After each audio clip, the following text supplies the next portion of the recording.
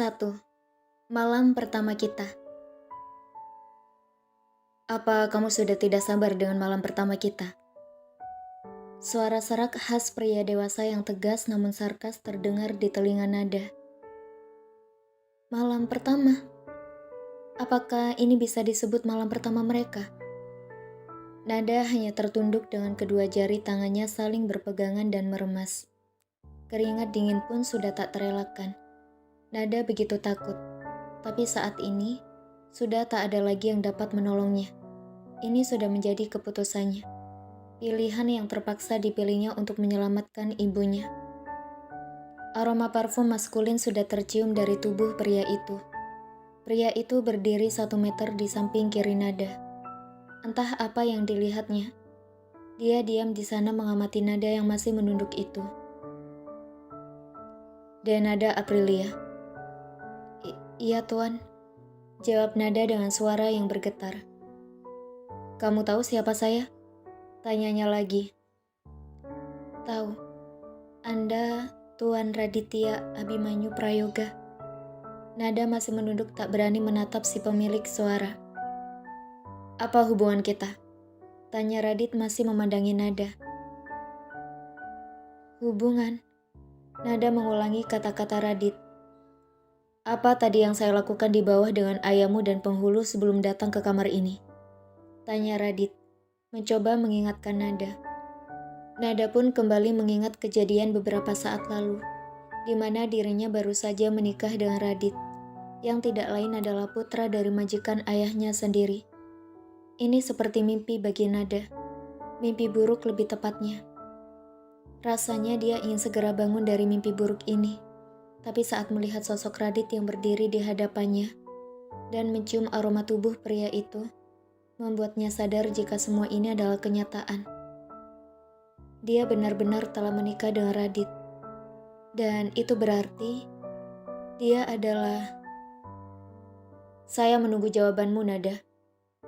Suara keras Radit seketika mengagetkan Nada, membuat wanita itu kembali tersadar dari lamunannya. Suami istri, jawab Nada terbata-bata dengan takut. Dan setelah itu, Radit bersuara menanggapi. Sementara. Saat mendengar kata sementara, entah kenapa membuat Nada tidak nyaman. Perlahan, Nada menengadahkan kepalanya, berusaha berani menatap wajah pria itu. Meskipun penerangan di kamar itu tidak begitu terang, namun Nada masih bisa melihat postur wajah sempurna milik suaminya itu. Tidak dapat dipungkiri jika Nada mengagumi ketampanan pria itu. Wajah tampan itu kini sedang menatapnya dengan tajam. Aku akan menjadi suamimu, hingga kamu melahirkan seorang anak untukku. Setelah itu kamu bisa pergi. Kamu bebas pergi kemanapun yang kamu inginkan. Dan kamu juga tidak perlu khawatir. Setelah bayi itu lahir, aku akan memberikan materi yang cukup untuk memenuhi kebutuhan hidupmu. Bahkan kamu tak perlu lagi bersusah payah untuk bekerja. Tapi dengan satu syarat. Radit berhenti sebentar, masih menatap Nada dengan tajam dan tanpa ekspresi apapun. Lalu, dia kembali melanjutkan. Kamu tak boleh lagi muncul di hadapanku, istriku, dan anak itu. Hanya menjauh dan menghilanglah. Apa kamu paham? Tidak bisa menemui anaknya lagi. Pertanyaan ini tiba-tiba muncul di benak Nada. Secara harfiah, dia adalah ibu dari anak itu. Tapi bagaimanapun juga, setelah anak itu lahir, dia sudah bersedia menyerahkan anak itu pada Radit dan istrinya. Itu berarti dia sudah tidak ada hubungan apapun lagi dengan anak itu. Lagi pula, bukankah inilah tujuan dari pernikahan ini? Dia hanya menjadi ibu pengganti untuk melahirkan seorang anak untuk keluarga ini. Nada juga tidak ingin berlama-lama dalam pernikahan paksa ini. Sama seperti wanita lainnya. Dia juga ingin menikah dengan orang yang dicintainya. Dan Radit bukanlah pria itu. Nada menggigit bibirnya dan akhirnya mengangguk. Saya paham, Tuan. Baguslah, ucap Radit. Kalau begitu, bersikap rilekslah. Lakukan tugasmu, dan aku akan melakukan tugasku. Kita selesaikan ini dengan cepat. Radit segera membuka jas, dasi, dan kancing bajunya tanpa melepaskan baju itu. Melihat itu, Nada segera memalingkan wajahnya. Dia hanya menggigit bibirnya dengan air mata mengalir membasahi pipinya. Tangan Radit memegang kancing kebaya Nada. Namun Nada refleks menghindar saat jari-jari Radit menyentuhnya. Melihat Nada memberontak, Radit pun mencengkram bahunya agar wanita itu tidak terus bergerak-gerak. Nada tahu jika dia tidak bisa kabur meskipun berusaha memberontak sekalipun. Pada akhirnya, dia hanya bisa pasrah menangis dan diam saja membiarkan tangan Radit melucuti pakaiannya satu persatu. Radit juga membuka sanggul rambut Nada, membuat rambut panjangnya terurai indah menutupi dadanya. Berdiri. Radit memerintahkan Nada untuk berdiri. Walaupun enggan, Nada akhirnya melakukan apa perintah dari Radit. Nada berdiri, menghadapkan tubuh bagian depannya pada Radit. Nada menguatkan hatinya, membiarkan Radit menjamah kain yang melingkar di pinggangnya, lalu membukanya hingga menyingkap bagian bawah tubuhnya, dan hanya menyisakan kain berbentuk segitiga. Buka ini, perintah Radit lagi. Nada tercengang saat Radit menyuruhnya untuk membuka pakaiannya sendiri. Apakah ini sama saja dengan dia menyerahkan dirinya untuk pria itu? Tapi saat melihat Radit yang menatapnya tajam, Nada pun takut untuk menolak. Dia pun mulai membuka kain terakhir yang menempel di tubuhnya itu. Radit seketika terpana melihat tubuh indah Nada. Tanpa disadarinya, dia menelan salivannya dengan berat. Jika dia masih single, mungkin dia akan mudah tergoda saat melihat Nada dalam keadaan seperti ini. Tapi akal sehatnya datang kembali dan mengingatkan dirinya jika dia sudah memiliki seorang istri yang sangat dicintainya. Dan semua ini dilakukan hanya untuk mendapatkan seorang anak. Tidak lebih dari itu. Jadi, tidak boleh ada perasaan apapun. Radit berdehem sekali. Bagus, kita mulai sekarang. Tak ada permainan awal. Aku akan langsung saja, supaya cepat selesai. Radit memperingatkan dan berdiri di depan Nada untuk melepaskan pakaiannya. Kini Radit sudah bertelanjang dada di depan Nada. Sama seperti Radit, Nada pun tampak terpesona dengan dada bidang pria itu. Radit benar-benar definisi pria sempurna. Tidak hanya wajahnya, bahkan dia pun menjaga tubuhnya yang berotot itu dengan baik. Ingin rasanya dia menyentuh dada bidang itu. Tapi, seketika Nada terhenyak dari pikiran anehnya. Tidak, ingat, dia sudah punya istri, dan kamu hanya istri sementaranya saja, Nada. Berbaringlah, perintah Radit. Lalu Radit memosisikan Nada dalam posisi tidur di atas ranjang besar dalam ruangan itu. Nada menjerit dan menangis sambil tangannya memegang spray saat Radit berusaha melakukan penyatuan. Namun, Radit tiba-tiba mengerutkan dahinya. Radit baru menyadari jika Nada sepertinya belum pernah disentuh oleh seorang pria. Karena itu dia tampak kesulitan saat ingin melakukan penyatuan tadi. Lalu, tiba-tiba sebuah ide gila muncul di benaknya. Apakah dia perlu merangsangnya? Radit lalu mendekatkan wajahnya ke wajah Nada, dan tanpa meminta persetujuan Nada, dia pun mencium bibir wanita itu. Nada sontak terkejut saat merasakan sensasi dingin namun lembut di bibirnya. Dia tidak menyangka jika Radit akan menciumnya dengan tiba-tiba seperti ini. Melihat Nada yang tidak membalas, Radit pun semakin memperdalam ciumannya. Sementara Nada tidak tahu apa yang harus dilakukannya. Sesungguhnya, bibir pria itu benar-benar menggodanya. Namun, apakah dia harus mengikuti kata hatinya atau akal sehatnya? Dan pada akhirnya, Nada pun memilih untuk menikmati percintaan sesaat ini. Dia mulai membalas ciuman Radit sambil merangkul leher pria itu. Hingga tidak ada jarak lagi di antara mereka. Radit yang mendapat respons dari Nada pun semakin berani. Kali ini dia juga meninggalkan tanda di leher Nada. Suasana kamar yang sunyi pun kini hanya terdengar suara deru nafas yang saling memburu. Dan rintihan sepasang suami istri yang saling melakukan penyatuan. Nada memegang spray dengan sangat kencang. Sesaat setelah Radit selesai melakukan tugasnya. Di satu sisi, Nada mengakui kehebatan pria itu. Tapi di sisi lain, Dia malu pada dirinya sendiri karena tidak bisa menolak menikmati permainan dari pria itu. Kamu belum pernah melakukan ini sebelumnya dengan laki-laki lain? Radit bertanya pada Nada saat matanya melihat bercak darah di spray putih itu. Nada terkejut dengan pertanyaan itu. Namun dia hanya mengangguk membenarkan. Bagus kalau begitu. Jangan lakukan dengan siapapun dulu sampai kamu berhasil mengandung anakku. Mengerti? Iya, Tuan. Jawab Nada. Dan ini. Lalu Radit mengeluarkan sebuah benda pipi dari saku jasnya dan melemparnya ke Nada. Kamu bisa gunakan untuk memeriksa apakah kamu sudah hamil atau belum. Nada melihat benda itu dan mengambilnya. Itu adalah sebuah test pack. Setelah itu, Radit berdiri lalu membawa semua pakaiannya masuk ke kamar mandi. Di dalam, dia pun membilas seluruh tubuhnya di bawah shower. Radit tak ingin ada sisa-sisa tubuh Nada yang dibawanya saat menemui Viola, istrinya nanti. Setelah 5 menit di kamar mandi, Radit pun keluar sudah dengan berpakaian lengkap. Namun dia tak menduga jika hal pertama yang dilihatnya setelah keluar dari kamar mandi adalah Nada yang masih dalam posisinya berbaring tanpa berbusana. Radit seketika menelan ludahnya. Tiba-tiba pikirannya kembali melanglang buana saat mereka bermain tadi.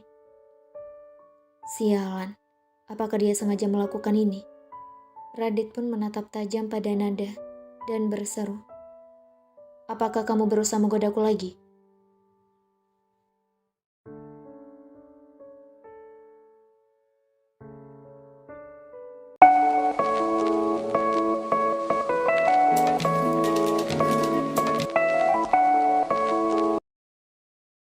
Bab 2.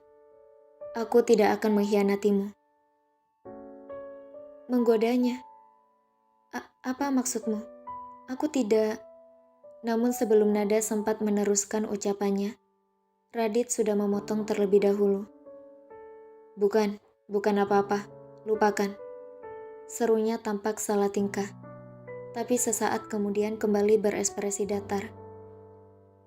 Cepatlah berpakaian, aku tidak mau istriku berpikir yang tidak-tidak pada kita. Setelah itu, Radit pun keluar dari kamar dengan langkah tegas. Nada tampak menghela nafas lega setelah Radit menutup pintu kamar. Dia lalu bangkit dan duduk di ranjang. Tiba-tiba Nada mengingat ucapan Radit sebelum dia keluar dari kamar.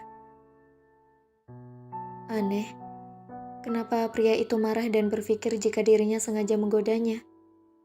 Padahal Nada hanya takut kalau dia melakukan sesuatu tanpa izin dari Radit. Pria itu akan memarahinya. Jadi dia pun masih dalam posisi berbaring, sambil menunggu pria itu keluar. Lagi pula, tubuhnya juga masih terasa sakit, dan dia juga ingin memastikan jika penyatuan mereka tadi berhasil, dan dia bisa segera hamil secepatnya. Nada yang melihat banyak bercak darah di ranjang, meneteskan kembali air matanya. Ibu, cepatlah sembuh. Jangan sia-siakan pengorbananku. Gumamnya sedih. Masih teringat dalam ingatan Nada. 3 hari lalu ketika ayahnya datang menemuinya di luar ruang perawatan ibunya. Kita tak ada pilihan lain, Nada. Hanya ini cara tercepat mendapatkan uang untuk pengobatan ibumu. Ratusan juta biaya pengobatan. Walaupun ayah bekerja siang malam tanpa berhenti, ayah tak mungkin bisa mengumpulkan dana sebanyak itu. Patri, ayah Nada yang hanya lulusan SD dan bekerja sebagai tukang kebun di rumah Prawiryo Prayoga, merasa kecil hati mendengar biaya pengobatan istri yang sangat dicintainya. Ayah, mereka cuma mau aku melahirkan anak dari cucunya Prawiryo Prayoga saja kan? Tanya Nada, memastikan apa yang harus dilakukannya. Patri mengangguk. Air matanya juga mengalir dari 2 sudut matanya. Maafkan ayahmu, Nada.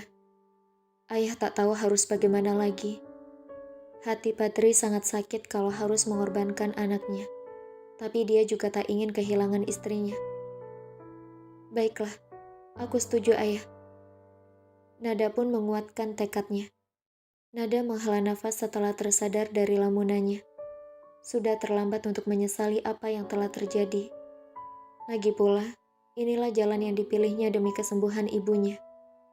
Nada mengambil tes pack yang ada di nakas. Dia hanya harus bersabar selama 1 tahun.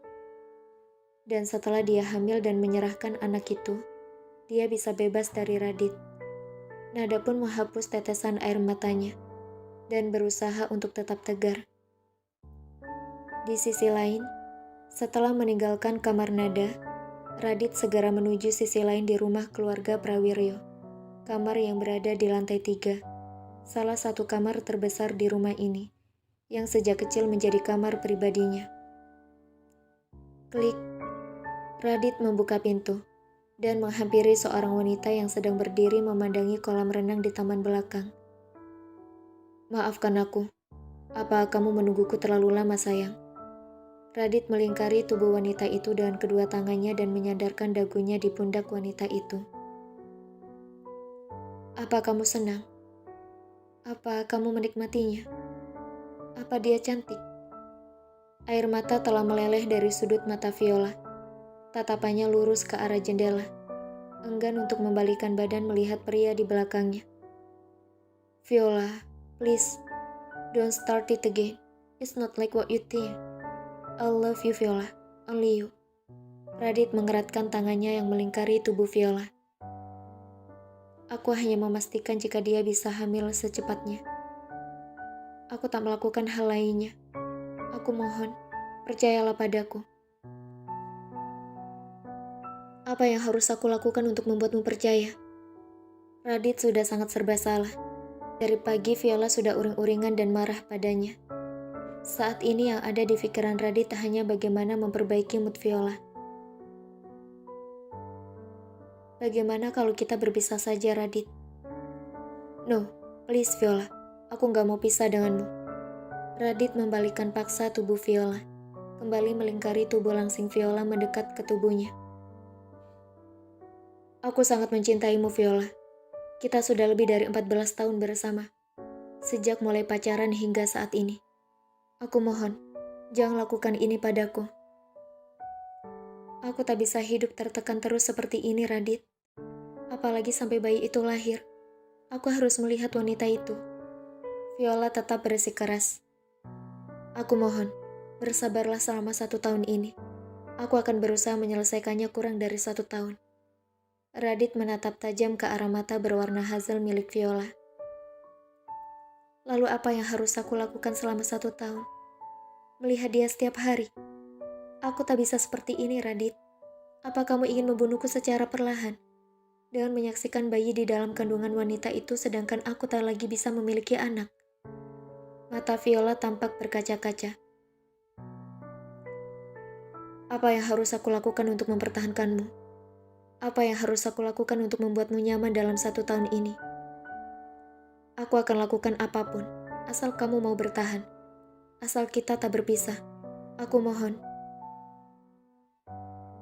Berikan aku izin. Apa maksudmu? Berikan aku izin untuk mengejar karirku selama 1 tahun. Aku ingin menjadi desainer nomor 1 di tingkat internasional, Radit. Biarkan itu menjadi obat sakit hatiku. Kali ini Viola memberanikan diri menatap Radit. Mencoba menguasai diskusi kali ini. Jauh di dalam hati, Viola memang sudah mengatur siasat dan memanfaatkan momen ini. Saat Prawiryo memanggil Radit untuk melakukan pernikahan ini, Viola sudah membuat ancang-ancang untuk mulai mengembangkan karirnya kembali. Viola memiliki impian untuk menjadi desainer nomor 1 di dunia. Tapi karena dulu dia terburu-buru menerima pinangan Radit, dia tak lagi mendapat kesempatan itu. Keluarga Radit membatasinya. Keluarga Radit adalah keluarga yang patuh akan tradisi. Ini sangat menyusahkan hidup Viola. Viola tak suka ini. Dia wanita yang ambisius dan ingin mengejar karir. Kali ini, hanya satu-satunya kesempatan untuk bernegosiasi. Dan Viola ingin memanfaatkan ini secara maksimal. Baiklah Viola, jika itu memang keinginanmu, aku mengizinkannya. Aku akan meminta ke Eyang Prawiryo untuk memberikan izin juga padamu. Tapi kamu hanya boleh pergi menjelang Fashion Week. Kamu tetap akan bekerja dan menemaniku di Indonesia. Bagaimana? Radit menunggu jawaban dari Viola dengan penuh harap.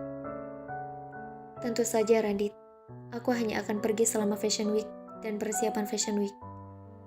Diam-diam, Viola tersenyum licik. Namun hal itu tidak disadari oleh Radit.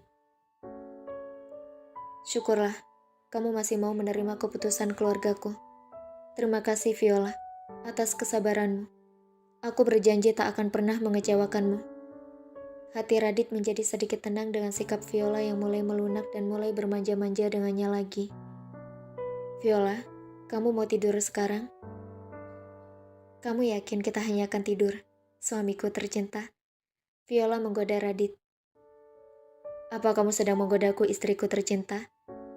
Radit sudah mendaratkan bibirnya di bibir Viola setelah menyelesaikan kalimatnya. Dan keduanya mulai merasakan sensasi tubuh masing-masing untuk meminta lebih dari sekadar sentuhan bibir. Tidak seperti Nada.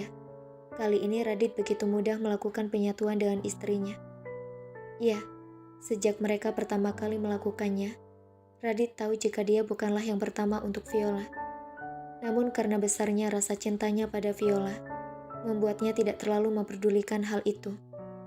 Setelah sekitar 1 jam bermain, akhirnya Radit menghentikan permainan dan mereka melepaskan secara bersamaan.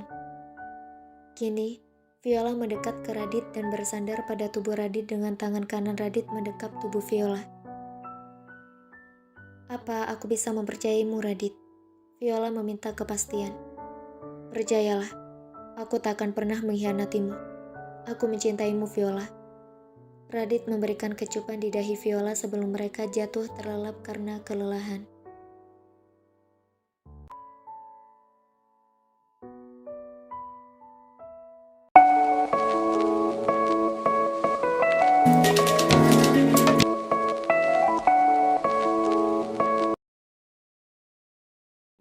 Keesokan harinya. Kring.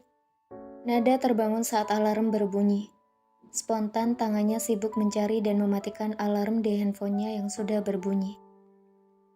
Dia lalu bangkit dan duduk di ranjang. Rasa kantuk masih sedikit menguasainya karena semalam dia tak bisa tidur pulas. Pikirannya terlalu banyak disibukkan memikirkan kejadian semalam. Sudah pagi.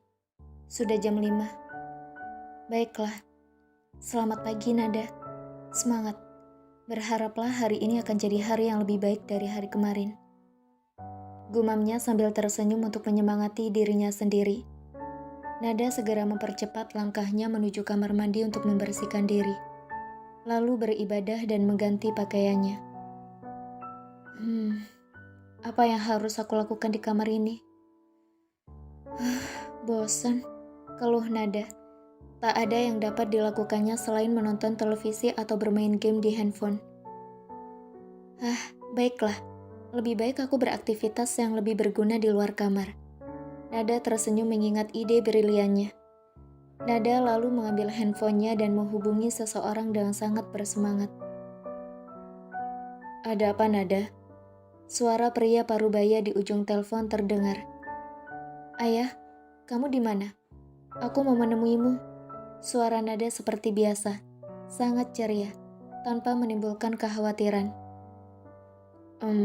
Ayah sedang bersiap untuk membersihkan kebun. Ada apa?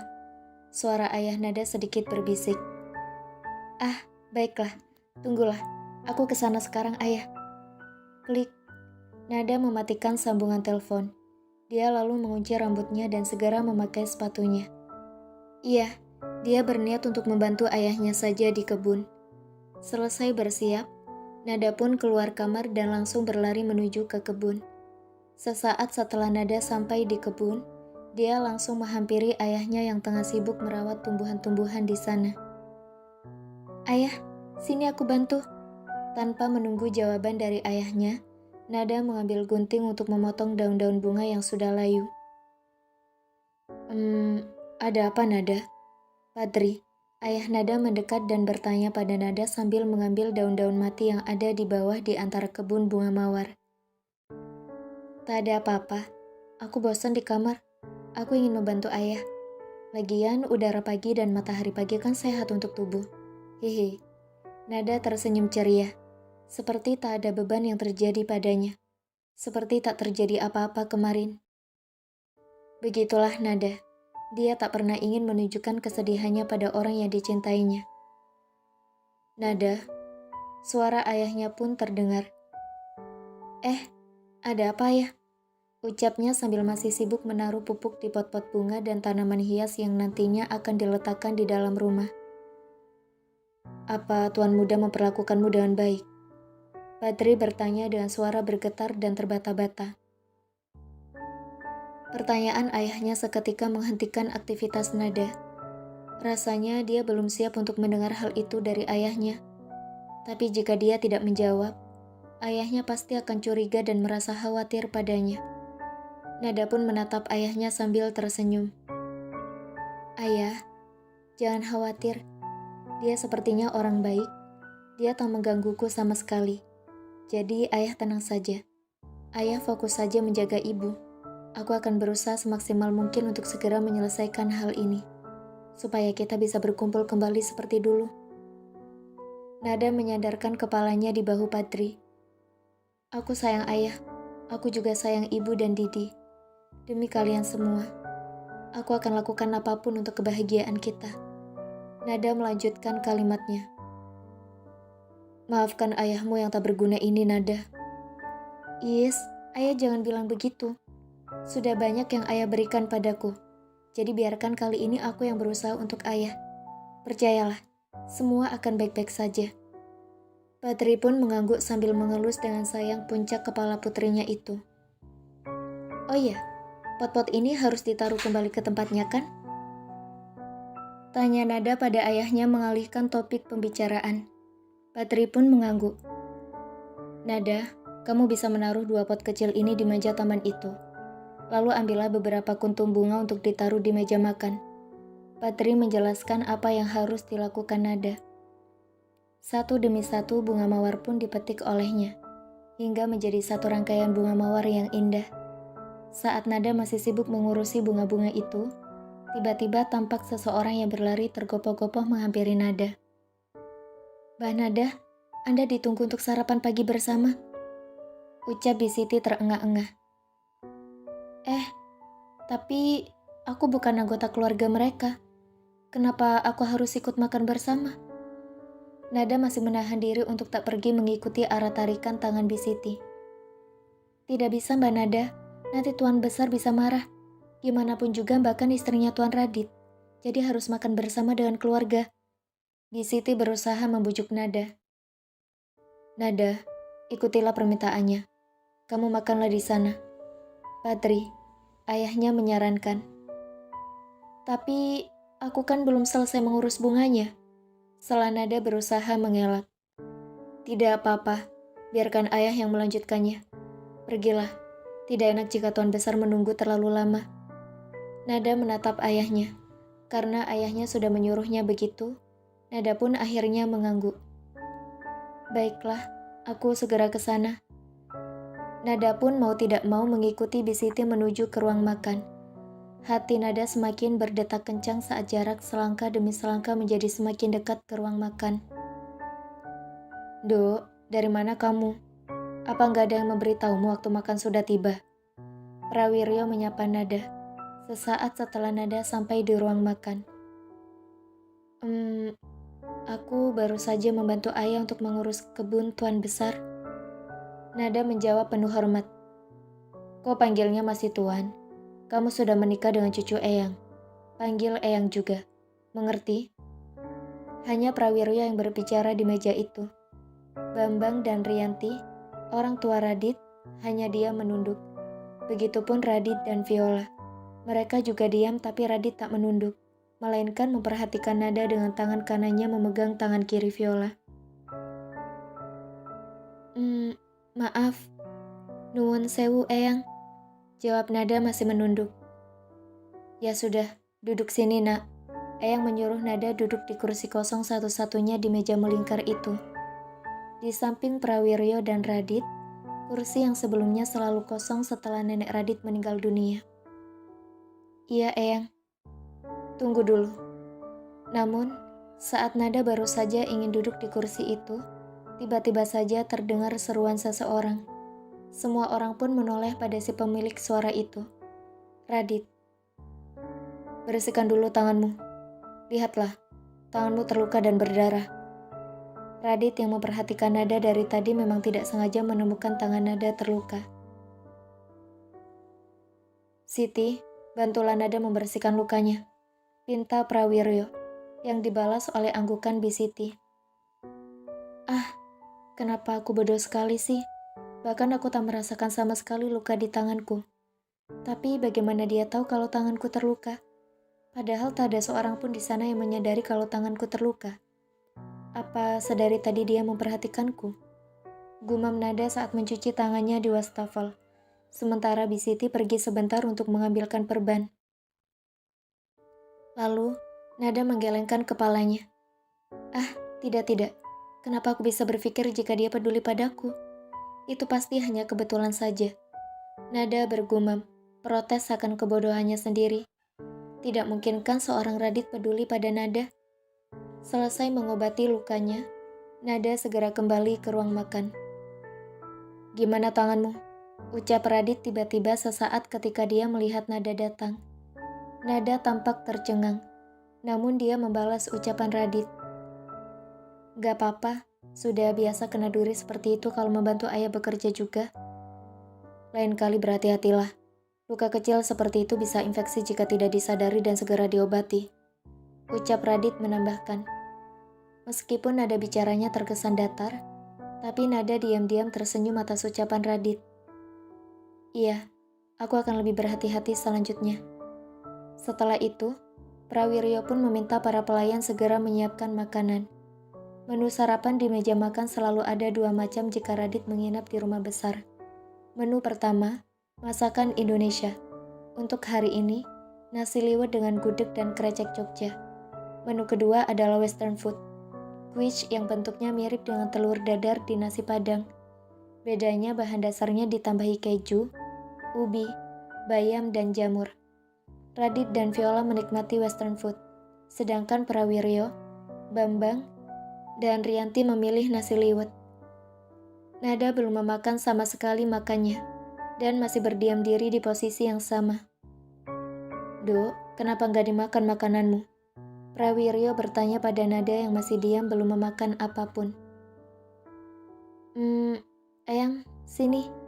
Biar aku suapin. Pinta Nada yang melihat Prawiryo makan dengan tangan gemetar karena gangguan tremor Parkinson yang dideritanya. Dok, kamu gak makan karena mengkhawatirkan Eyang. Tidak apa-apa, Eyang sudah biasa seperti ini, ucap Prawiryo. Kalau Eyang gak mau aku suapin, aku akan panggil Eyang dengan sebutan tuan lagi, jawab Nada sambil tersenyum ke Prawiryo. Jadi sudah berani mengancam Eyang sekarang. Sini aku suapin aja Eyang. Nada mengambil sendok di tangan Prawiryo dan menyuapinya selayaknya cucu menyuapi kakeknya. Nada sangat telaten dan sabar meladeni cerita Prawiryo sambil makan. Dan wajahnya juga tak berhenti menunjukkan senyuman manis. Tulus, bukan sekedar pura-pura. Kedua orang tua Radit, Bambang dan Rianti melihat itu dengan tatapan tidak percaya. Bambang yang diam-diam memperhatikan Nada sedari tadi, tampak bahagia saat melihat ayahnya, Prawiryo, kembali ceria saat bersama dengan Nada. Begitupun dengan Rianti, dia bisa melihat ketulusan hati Nada dalam merawat Prawiryo. Bahkan dia mulai membandingkan Nada dengan menantunya, Viola. Pasalnya, menantunya itu tidak pernah sebegitu perhatiannya pada Eyang. Viola hanya mau jika disuruh saja. Tidak seperti Nada yang dengan kemauannya sendiri memperhatikan Eyang Prawiryo. Dok, makan dulu makananmu. Eyang sudah kenyang. Kamu belum makan sama sekali. Prawiryo kali ini menolak suapan Nada. Gak apa-apa Eyang, aku bisa makan nanti setelah Eyang menghabiskan makanannya. Kalau gak habis, aku gak mau makan makananku. Eyang kan harus sehat dan panjang umur. Bujuk Nada, sama seperti dirinya tengah membujuk seorang anak kecil. Kamu betul, Dok. Eyang harus tetap sehat. Supaya bisa melihat anakmu nanti yang akan menjadi cicit Eyang. Hahaha. Nada tidak tahu harus membalas apa, dan hanya tersenyum menanggapi candaan Eyang Prawiryo. Namun berbeda dengan Viola. Sedari tadi saat Radit tampak khawatir pada luka Nada, Viola sudah memasang wajah cemberut dan tatapan tajam ke arah Nada. Terlihat sekali jika wanita itu tidak suka keberadaan Nada di sana. Meskipun tidak ada satupun yang menyadari perubahan raut wajahnya itu. Treng. Viola yang sudah tidak tahan melihat Nada yang menurutnya berpura-pura baik itu pun melemparkan garpu di piringnya dengan kasar. Menimbulkan suara gaduh yang memekakan di tengah keheningan suasana sarapan pagi ini. Semua orang pun menatapnya, tak terkecuali dengan Nada. Jauh dalam lubuk hatinya, Nada yang juga seorang wanita, merasakan sesuatu tak nyaman dengan sikap Viola yang langsung melempar alat makannya seperti itu. Sepertinya aku baru saja memercikan permusuhan dengannya. Batinnya tak nyaman saat melihat Viola menatapnya dengan tajam.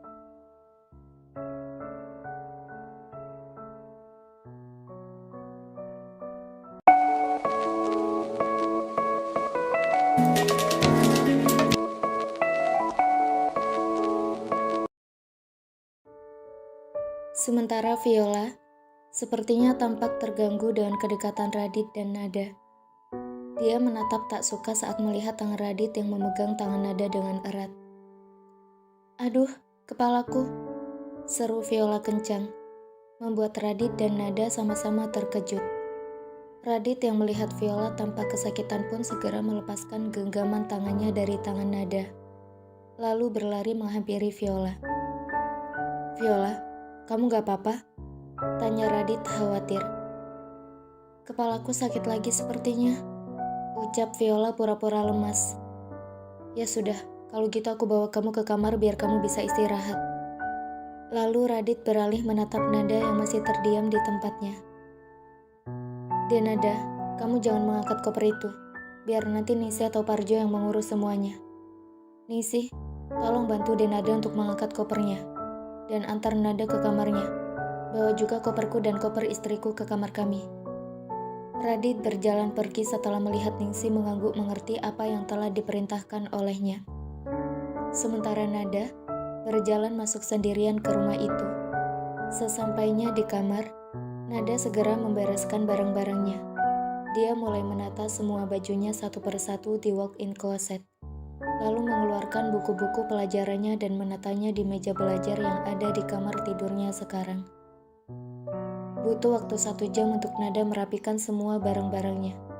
Sebetulnya tak banyak barang yang dirapikan, tapi karena Nada merapikannya sambil menangis, karena rasa rindunya pada orang tua dan adiknya, membuat Nada terbawa oleh perasaan.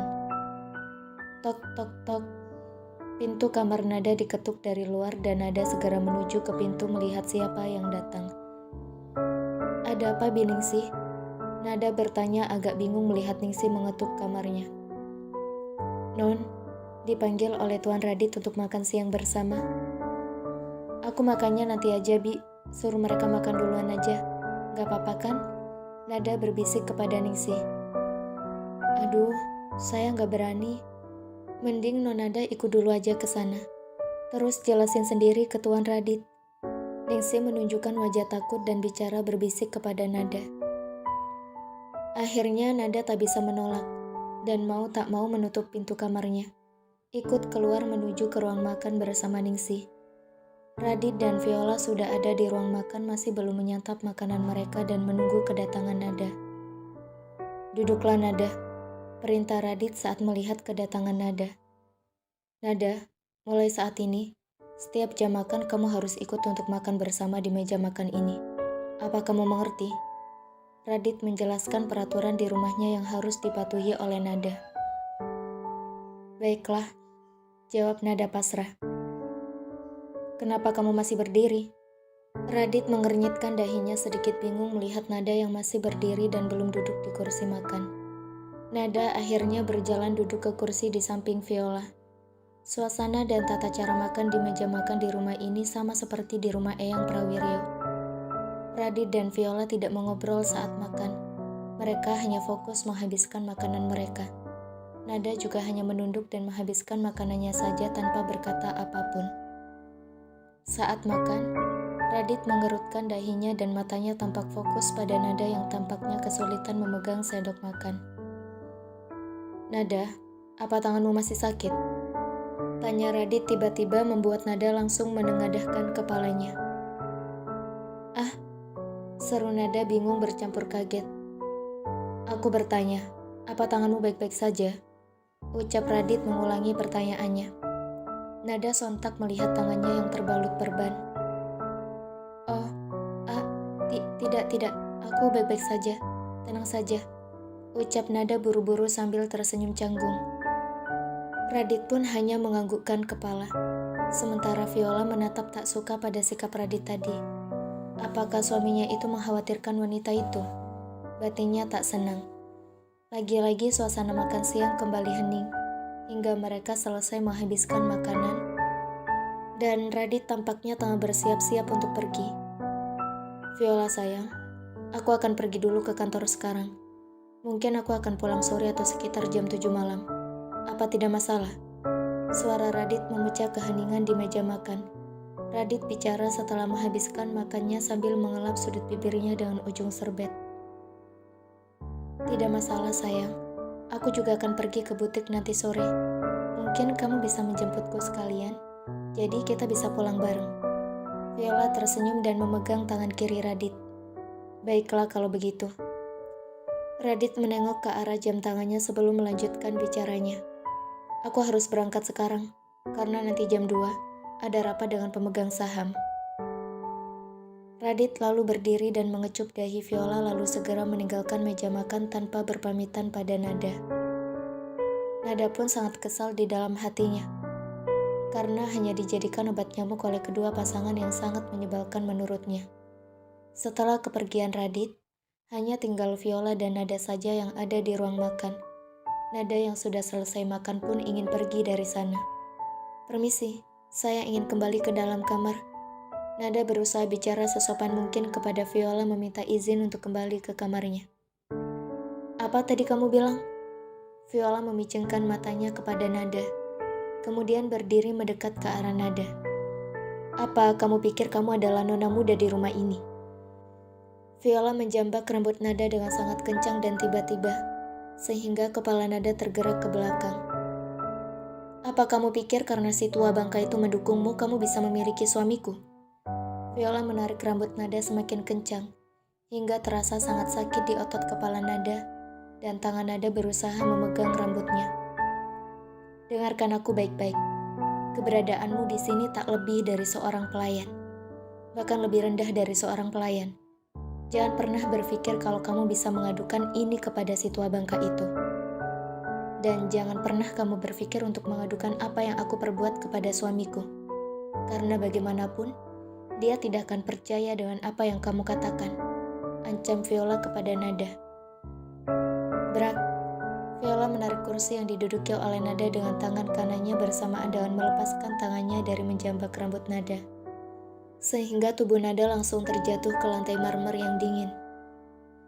Ningsih, Viola berteriak memanggil Ningsih membuat Ningsih datang tergopoh-gopoh. Iya nyonya, Ningsih berbicara dengan suara sangat pelan, menunduk, menghormati dan takut pada Viola. Suruh dia membersihkan meja makan, mencuci piring, menyapu dan mengepel lantai dasar dan atas, sama setrika baju. Suruh dia bereskan semuanya. Perintah Viola kepada Ningsih sambil menatap Ningsih. Tapi nyonya, kata Tuan Besar, tidak ada kata Tuan Besar. Rumah ini hanya aku dan suamiku yang mengurusnya. Dengarkan aku. Sekarang aku peringatkan kepadamu, kalau kamu tak mau menurut padaku, angkat kaki dari rumah ini sekarang juga, dan aku akan menghentikan biaya pendidikan anakmu. Apa kamu mau seperti itu? Viola mengancam Ningsih. Maaf nyonya, saya mohon maaf, jawab Ningsih panik. Beritahu dia pekerjaan yang harus dilakukannya. Jangan sampai ada satupun pekerjaan yang terlewatkan. Semua pekerjaan harus diselesaikan sebelum aku sampai di rumah. Dan ingat, tidak boleh ada satupun pelayan yang membantunya. Kamu tahu, di rumahnya ada CCTV yang bersambung ke laptopku. Aku bisa mengecek kapanpun juga. Dan suamiku tidak pernah peduli dengan apa yang ada di dalam CCTV itu. Jadi kalau kalian ketahuan membantunya, kalian pasti tahu apa hukumannya kan? Viola menjelaskan semuanya secara terperinci kepada Ningsih. membuat kepala pelayan itu tak dapat menolak perintahnya. Setelah itu, Viola pun naik ke lantai 2 tanpa memedulikan Nada yang masih terduduk di lantai. Sejam kemudian, Viola pun keluar dari rumah, sementara Nada mengerjakan semua pekerjaan yang diminta oleh Viola tadi. Dia melakukannya bukan karena takut pada Viola, tapi dia tidak ingin para pelayan dimarahi oleh Viola. Bagaimanapun juga, masalah ini adalah masalahnya dengan Viola. Para pelayan tidak bersalah apapun. Jadi tidak adil bagi mereka jika Viola sampai berbuat macam-macam pada mereka. Semua pekerjaan itu pun diselesaikan oleh Nada sebelum jam 6 sore. Badannya terasa remuk. Rumah sebesar ini harus dibersihkan seorang diri memang pekerjaan yang berat. Belum lagi harus mencuci dan menyetrika pakaian mereka yang menumpuk. Dia heran, mereka hanya berdua. Tapi kenapa baju yang harus disetrika sebanyak itu? Sambil mengoceh, Nada berjalan dengan langkah gontai menuju ke kamarnya. Di kamar, Nada langsung merebahkan tubuhnya di tempat tidur. Untuk beberapa menit, Nada hanya diam terlentang di tempat tidur untuk membuat tulang-tulangnya menjadi rileks dan rasa pegal sedikit berkurang di punggungnya. Selesai mengistirahatkan sebentar badannya, Nada bangkit dan menuju ke kamar mandi untuk berendam air hangat di dalam bathtub. Mungkin saja dengan berendam, tubuhnya menjadi lebih baik, dan rasa pegalnya pun bisa segera hilang. Lebih dari 30 menit Nada menghabiskan waktunya di kamar mandi. Dia pun segera keluar dari kamar mandi hendak menuju ke walk-in closet untuk mengambil pakaian ganti. Namun, yang tidak Nada sadari adalah jika sedari tadi sudah ada sosok pria yang sudah tidak asing lagi berdiri di pintu walk-in closet menatap ke arah Nada. "Apa kamu sudah selesai mandi?" Suara itu pun berhasil mengejutkan Nada yang berdiri kaku di tempatnya.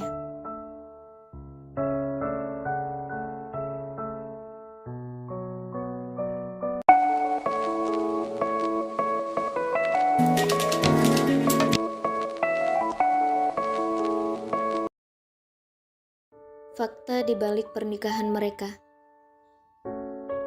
Sudah, aku sekarang mau berganti pakaian dulu, jawab Nada terbata-bata. Saat ini Nada sibuk dengan tangan kanannya memegangi ujung handuk bagian atas dan tangan kirinya menarik ujung handuk sebelah kiri supaya lebih turun ke bawah menutup tubuh Nada bagian bawah. Panjang handuk Nada hanya 10 cm dari bagian sensitif di bagian bawah Nada, sehingga Nada merasa sungkan dengan penampilan seperti itu di depan Radit. "Nanti saja kamu berganti pakaiannya." Radit masuk ke ruang ganti dan menarik tangan kiri Nada untuk langsung ke tempat tidur. "Kita lakukan sekarang saja supaya cepat selesai. Aku sudah menunggumu hampir setengah jam di sini. Viola akan berpikir macam-macam tentangku kalau aku terlalu lama di sini." Radit bicara sambil melepaskan kaos dan celana yang dipakainya. Radit memperingatkan hatinya sendiri yang merasakan desiran aneh saat melihat Nada tadi keluar dari kamar mandi. Radit sebetulnya sudah ingin memanggil Nada yang tadi berada di kamar mandi saat masuk ke kamar. Tapi niat itu diurungkan olehnya karena saat Radit ingin memanggil Nada, Radit menatap dari pintu kamar mandi dan melihat Nada yang sedang menaikkan kakinya ke pinggiran bathtub dan menyabuninya sambil bernyanyi. Itu membuat Radit merasakan desiran aneh saat melihat betapa menarik kaki Nada yang basah dengan sabun dan juga punggung putih Nada dari belakang. Suara Nada yang juga sangat merdu membuat Radit sedikit banyak menikmati pemandangan yang dilihatnya. Akhirnya tanpa sadar, Radit sudah menunggu selama 30 menit di depan walk-in closet. Tanpa perlu menunggu lama, Radit langsung mencium bibir Nada, sementara tangannya bergerilya melepaskan handuk yang melilit tubuh Nada. Kali ini Nada pun tidak menolak. Dia langsung membalas ciuman Radit. Entah apa yang merasukinya. Namun permainan Radit semakin ganas tidak seperti saat pertama kali mereka melakukannya. Saat ini tangannya dengan nakal menyentuh tubuh Nada, membuat wanita itu sedikit mengeluarkan desahan yang tak tertahankan. Ciumannya pun tampak lebih dalam, seakan ada rasa dahaga yang menghinggapinya dan hanya dengan ciuman itulah, rasa dahaga itu bisa terpuaskan. Nada bahkan menjambak rambut Radit saat pria itu meninggalkan tanda kepemilikan di lehernya. Merasa rangsangannya sudah berhasil, Radit pun segera melancarkan aksinya. dan membuat nada menjerit tertahan, merasakan sakit bercampur kenikmatan yang tidak bisa dia ungkapkan. Semua dilakukan Radit dengan sangat cepat, hingga mereka mencapai klimaks masing-masing. Sama seperti sebelumnya, selesai menjalankan tugas mereka, Radit mengambil bajunya lalu pergi ke kamar mandi. Membersihkan diri dan mengenakan kembali pakaiannya. Radit sangat terburu-buru karena memikirkan Viola. "Kenapa kamu selalu berposisi seperti itu setiap kali kita selesai?" Radit bertanya kepada Nada ketika keluar dari walk-in closet dan mendapati Nada sedang dalam posisi tiduran, yang sama dengan punggungnya disanggah oleh bantal. Bedanya, saat ini ada handuk yang sudah dililitkan kembali di tubuh Nada. "Ini aku lakuin supaya usaha kita tadi berhasil. Jadi aku tidak banyak bergerak dulu setelah melakukannya."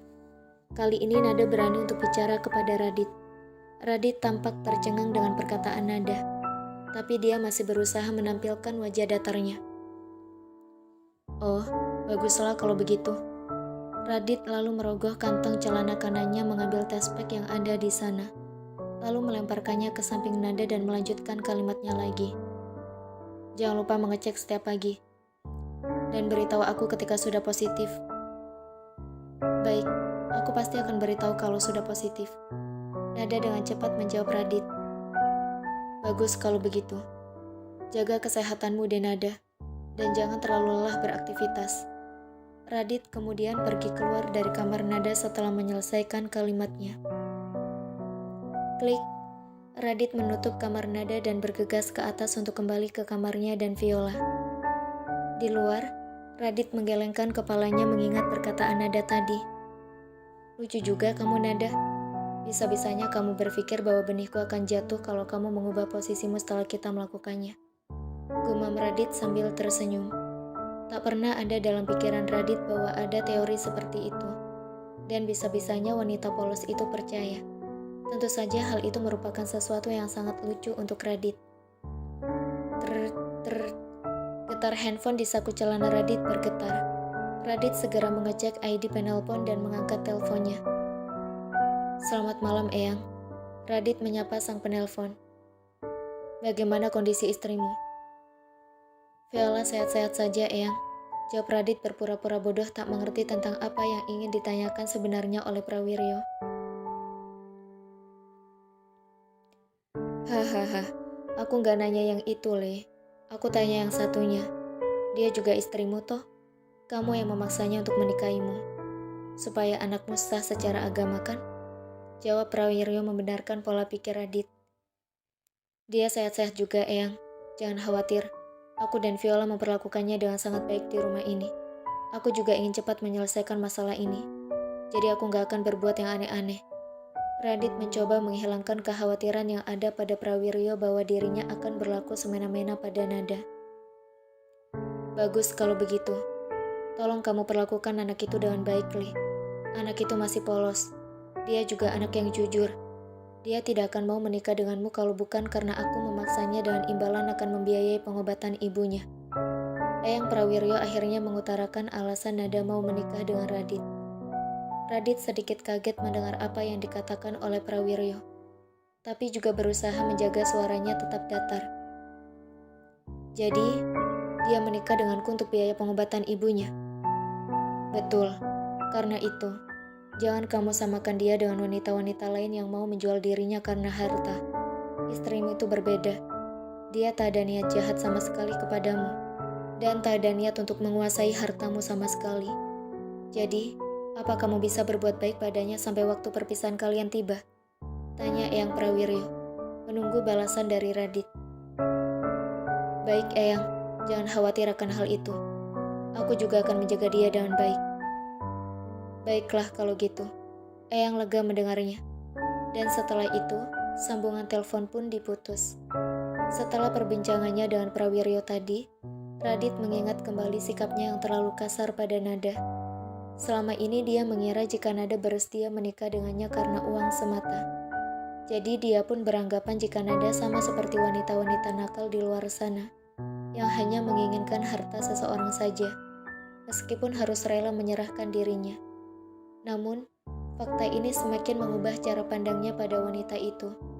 Dari pertama kali dia tahu jika Nada belum tersentuh oleh pria sama sekali, dan sekarang dia mengetahui fakta lainnya bahwa Nada rela mengubur kebahagiaannya demi kesembuhan ibunya semata. Rasa bersalah pun hinggap di hati Radit. Apa aku sudah bertindak keterlaluan padanya selama ini? Gumamnya pada diri sendiri.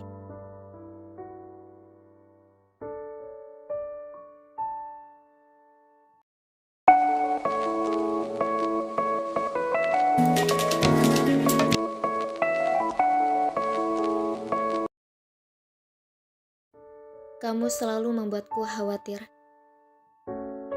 Di saat Radit tengah melamun, tiba-tiba suara seorang wanita terdengar. Kamu lama sekali kembali. Apa karena telepon itu? Viola. Radit sangat kaget melihat Viola sudah berada di tangga dan menatap ke arah Radit. Radit berharap Viola tidak berpikir yang aneh-aneh, karena dia terlalu lama berada di kamar Nada tadi. Radit juga tak berharap Viola banyak mendengar pembicaraannya di telepon dengan Eyang Prawiryo. Aku menunggumu cukup lama, Radit. Apa yang kamu lakukan di sini? Siapa yang menelponmu? Viola turun ke bawah dan menghampiri Radit lalu mengalungkan tangannya di leher Radit dengan bibirnya memberikan kecupan lembut di bibir Radit. Setelah Viola menyelesaikan kalimatnya tadi. Maafkan aku. Tadi Eyang Prawiryo yang menelponku. Radit diam sejenak sambil merangkul pinggang ramping milik Viola. Lalu Radit melanjutkan kalimatnya. Viola, kamu mau tidur sekarang? Radit mengecup kembali dahi Viola dan tanpa menunggu jawaban dari Viola, dia langsung menggendong Viola dan menaiki tangga menuju ke kamar mereka di lantai 2. Radit menutup pintu kamar mereka dan merebahkan tubuh Viola di atas tempat tidur dengan posisinya berada di samping tubuh Viola. Sayang, apa kita akan bermain malam ini? Viola sudah memberikan pertanyaan menggoda bagi Radit yang langsung dijawab Radit dengan perbuatannya mencium bibir Viola. Keduanya masih saling berpagutan, menyalurkan hasrat mereka satu sama lain. Satu sisi Radit berusaha memuaskan Viola sebagai permintaan maafnya, karena telah membuat Viola menunggu. Di sisi lain, Viola juga senang mendapatkan kepuasan dari Radit. Mereka berdua memang tak mungkin lagi dikaruniai anak setelah kecelakaan Viola 8 tahun silam. Tapi untuk hal olahraga di tempat tidur, Radit tak pernah absen setiap malamnya. Mata mereka berdua pun terpejam untuk merasakan sentuhan satu sama lain. Namun saat Radit membuka matanya lagi, wajah yang pertama kali dilihatnya bukanlah Viola, melainkan Nada. Dia melihat wajah Nada yang melepaskan kepuasannya tadi saat mereka bercinta. Tampak seksi dan menggoda. Sesaat kemudian, terdengar suara Viola yang menggerang. Radit pun mengedipkan matanya dan kembali tersadar, menyadari jika wanita yang saat ini berada bersamanya adalah istrinya, Viola, dan bukan Nada. Apa kamu sudah puas, Viola? Tanya Radit kepada Viola setelah mereka bermain hampir 2 jam. Tubuh Radit sudah dipenuhi oleh peluh dan Viola juga sudah terengah-engah kesulitan mengatur nafasnya. Setelah keduanya selesai mendapatkan pelepasan. Sangat puas, Radit. Kamu sangat pandai membuatku sampai dalam kondisi seperti ini. Kamu tahu, kamu sangat hebat. Viola mengecup bibir Radit menunjukkan kepuasannya. Viola tidak dapat memungkiri jika permainan Radit di atas ranjang memang sangat hebat. Jadi, dia pun tidak masalah jika Radit dapat memuaskannya. Namun di sisi lain, Viola tak pernah berhenti mengingatkan dirinya sendiri betapa dia sudah membenci keluarga Radit. Karena keegoisan mereka yang membuatnya mengubur impiannya untuk menjadi desainer terkenal. Karena itu, setelah tujuannya tercapai, dia tetap berniat meninggalkan Radit suatu saat nanti. Hal ini tidak bisa dinegosiasikan lagi oleh Viola. Karena Viola ingin kebebasan bukan menjadi pembantu, apalagi babysitter dari keturunan Radit yang bukan berasal dari darah dagingnya itu. Kalau begitu, kita tidur dulu, Viola. Tubuhku sudah sangat lelah, dan besok pagi aku harus berangkat pagi untuk mengurus urusan di kantor. Ada beberapa pertemuan penting besok. Radit bicara sambil memosisikan Viola tidur dalam rangkulannya. Baiklah sayang, tapi bisa kamu beritahu dulu apa yang dibicarakan oleh kakekmu tadi? Viola membujuk Radit. Bukan sesuatu yang penting, Viola. Eyang hanya memberitahuku alasan kenapa Denada mau menikah denganku dan mau menjadi sarana pembawa keturunan prayoga ke dunia. Jawab Radit yang sudah memejamkan mata dengan tangannya melingkari tubuh Viola. Ah, apa itu Radit? Ibunya sakit dan dia butuh biaya pengobatan. Eyang memberikannya dana pengobatan asal dia mau melakukan apa yang dilakukannya sekarang untuk kita. Jawab Radit terakhir sebelum matanya benar-benar tertidur karena kelelahan. Ternyata itu yang kamu bicarakan, tua bangka. Aku tidak peduli. Selama kamu tidak menghambat karirku kali ini, aku tidak peduli apa yang kamu katakan kepada lelaki bodoh di sampingku ini. Viola tak lagi bertanya kepada Radit, karena apa yang dibicarakan oleh Radit dengan Eyang Prawiryo bukan menjadi fokus utamanya. Dan Viola yang juga sudah kelelahan memilih untuk tidur tanpa memikirkan apa yang dia tanya tadi kepada Radit. Keesokan harinya. Non, Nada bangun, Non. Suara Ningsih terdengar di telinga Nada. Hah, jam berapa sekarang, Bi? Sudah jam 6:30 pagi, Non. Tuan dan Nyonya juga sudah menunggu Non Nada untuk sarapan pagi. Apa? Oh Tuhan, aku kesiangan. Baik, Bi. Aku akan bersiap sekarang. Kasih aku 5 menit. Aku akan segera ke ruang makan. Nada langsung berlari ke arah kamar mandi untuk mencuci muka dan berganti pakaian. Tidak ada waktu baginya untuk mandi dan berlama-lama make up. Nada sudah sangat terlambat hari ini. Kuliah pertama adalah jam 8 pagi. Nada harus segera bergegas ke kampus dalam waktu kurang dari setengah jam. Setelah mengirimkan pesan pada adiknya, Didi, untuk menjemputnya, Nada pun segera keluar dari kamar menuju ke ruang makan. Radit dan Viola terlihat sudah ada di ruang makan dan masih belum menyantap makanannya karena menunggu Nada. Maafkan aku kesiangan, ucap Nada saat tiba di ruang makan. Nafasnya masih memburu karena berlarian tadi. Apa yang kamu lakukan sampai kesiangan seperti ini? Radit mengernyitkan dahinya bagaikan seorang ayah yang sedang menyidak anaknya karena perbuatan salah. Walaupun sedang agak marah, suara Radit masih sangat lembut dan tidak ada kesan marah sama sekali. Aku mengerjakan tugas-tugas kuliahku sampai hampir jam 3 pagi tadi malam. Nada masih menunduk, tak berani menatap kedua orang yang ada di hadapannya.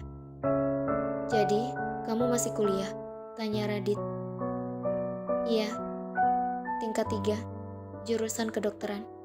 Jawab Nada singkat. Baiklah, jangan ulangi lagi. Tidurlah tepat waktu dan jangan bergadang. Kerjakan tugasmu di siang hari atau di waktu luang sebelum tengah malam. Apa kamu mengerti? Radit mencoba untuk sedikit bijaksana kepada Nada yang memang usianya sudah pantas menjadi adik Radit, yaitu 14 tahun di bawah Radit. Nada mengangguk mengerti. Duduklah dan mari kita mulai sarapannya dulu.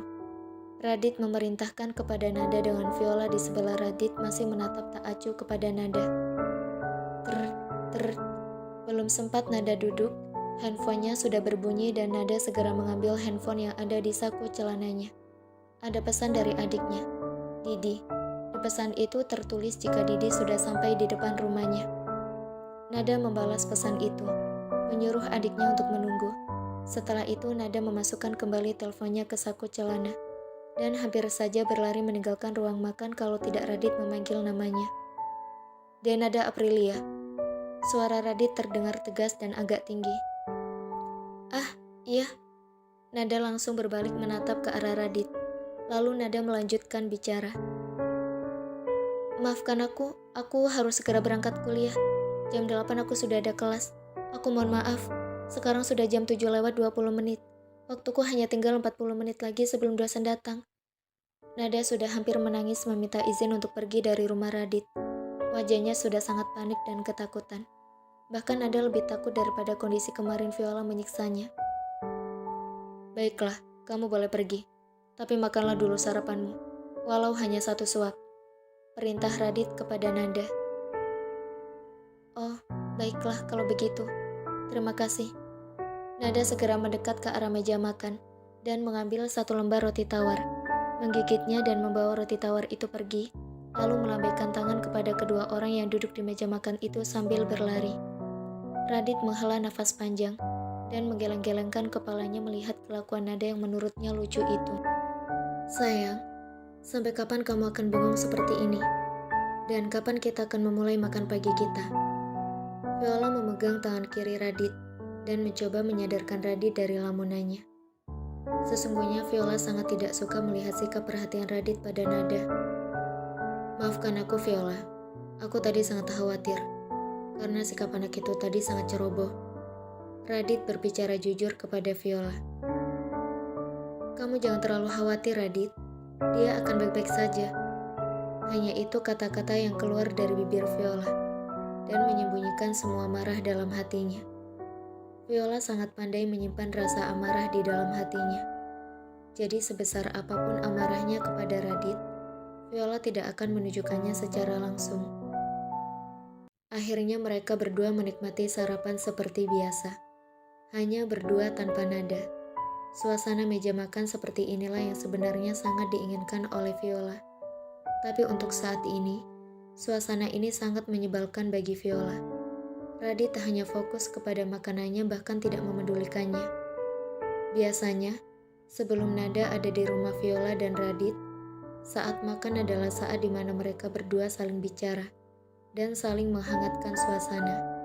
Tapi setelah Nada ada di rumah ini, Radit menjelaskan kepada Viola bahwa dia akan menerapkan konsep makan sesuai dengan yang telah ditentukan di rumah keluarga besar Prawiryo, yaitu konsep makan di mana tidak lagi mengobrol satu sama lain, tapi justru diam tanpa bicara satu kata pun, kecuali sesuatu hal yang penting. Hanya berdua, apa kau akan tetap makan sambil diam seperti ini? Viola bicara setelah menelan makanannya dengan tujuan untuk menyindir Radit. Iya, sesuai dengan kesepakatan kita. Kebiasaan makan yang seperti ini akan membuat kita lebih menghargai makanan yang kita makan. Dan kita bisa mengobrol setelah makan selesai. Jawab Radit masih dengan senyum di wajahnya kepada Viola. Viola tak menjawab lagi. Tapi tentu saja, dalam hatinya dia tidak menyukai cara Radit makan seperti itu.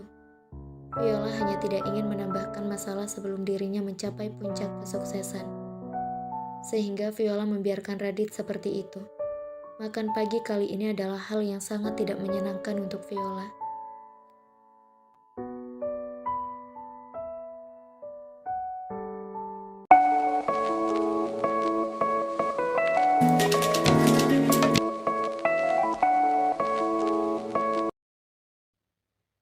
Sementara itu di kampus, Nada yang baru saja datang segera berlari masuk ke ruang kelasnya. Lo dari mana aja, Nek? Kenapa jam segini baru nyampe? Tumben, Ika mengomentari Nada yang datang dengan wajah panik, pucat, berantakan dan nafas seperti habis lari maraton. Udah, jangan tanya dulu deh. Nada mengatur nafasnya berusaha untuk menstabilkan nafasnya kembali setelah tadi berlari sangat kencang, membuatnya terengah-engah. Belum sempat Nada mengatur nafasnya hingga stabil kembali, dosen pun sudah memasuki ruangan dan pelajaran akhirnya dimulai. Semua peserta kuliah kembali diam dan khusyuk pada pelajaran yang sedang dibahas oleh dosen.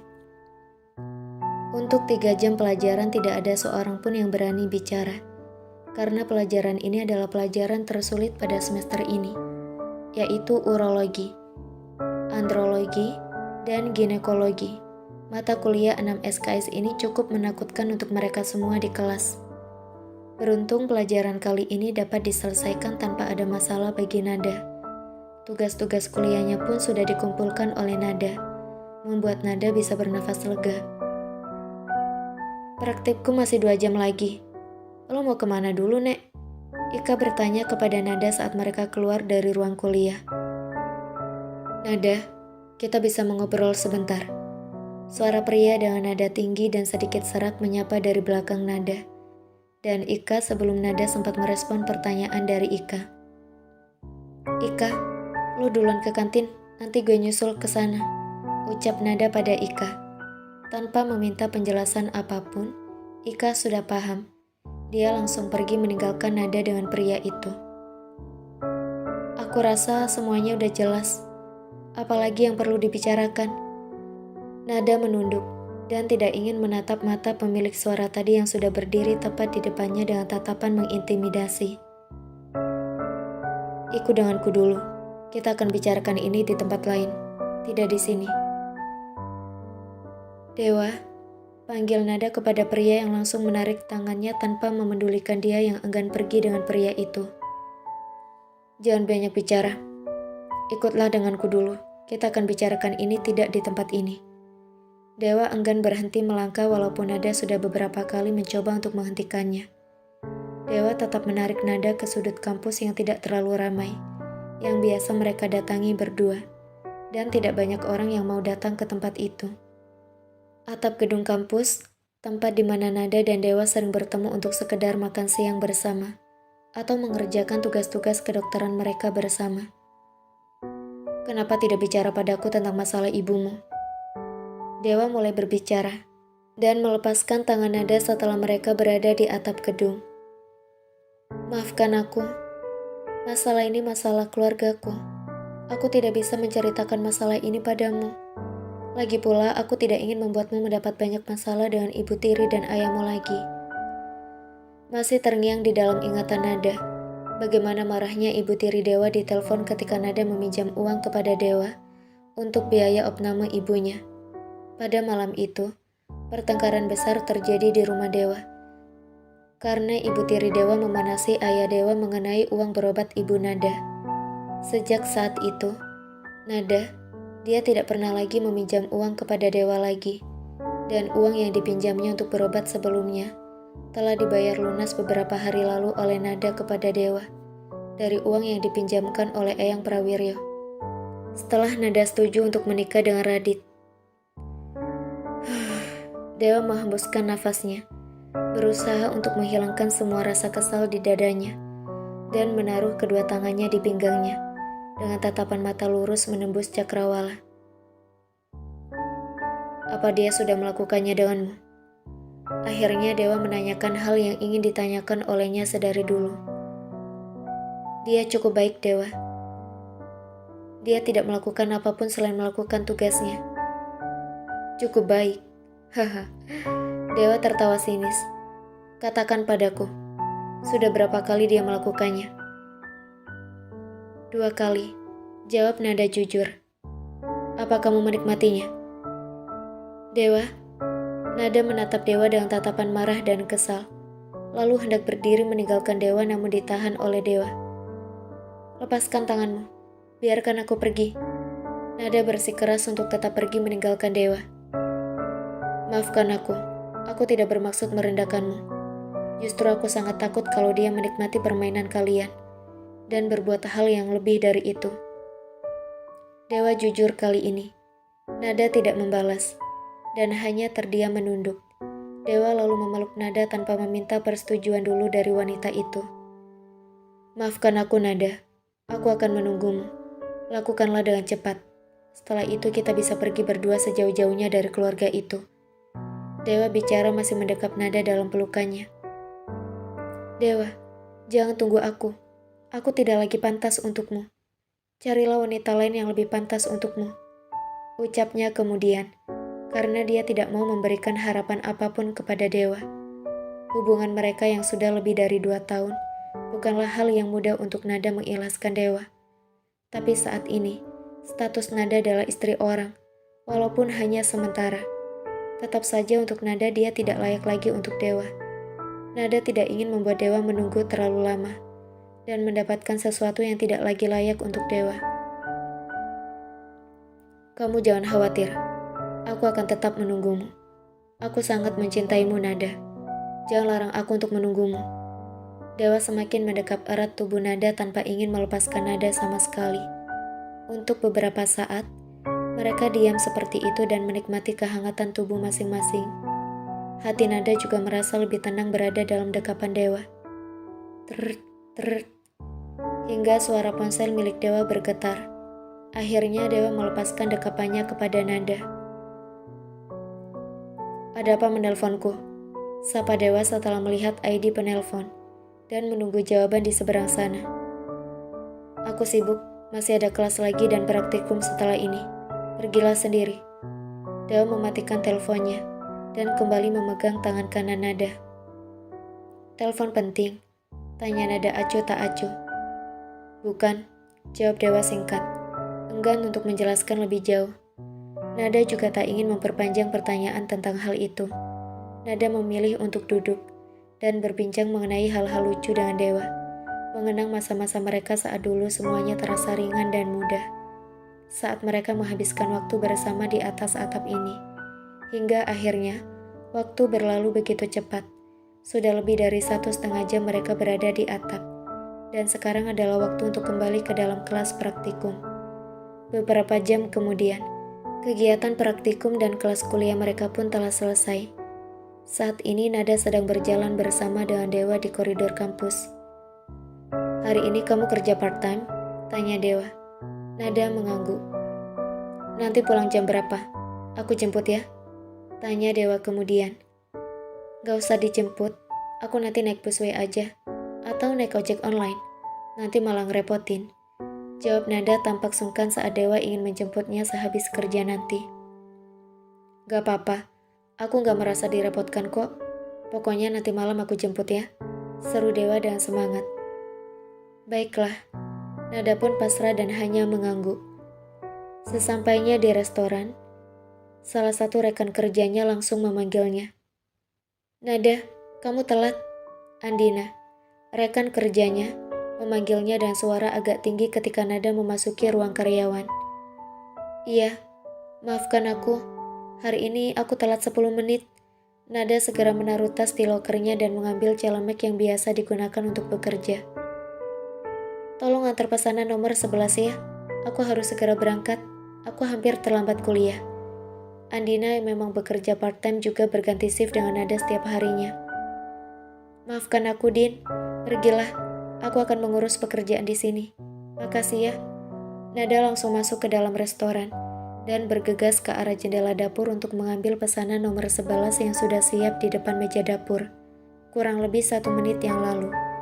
Dengan terburu-buru, Nada mengambil pesanan dan langsung menuju meja dengan nomor 11 yang sudah dihafal oleh Nada. Di mana letaknya? "Selamat menikmati pesanannya," sapa Nada sambil menaruh pesanan untuk pelanggan di meja nomor 11 itu. Nada yang sibuk menata pesanan di meja pun menundukkan kepalanya dan tidak melihat orang-orang di meja itu, hingga sebuah suara yang begitu dikenalnya terdengar di indera pendengarannya. "Nada?"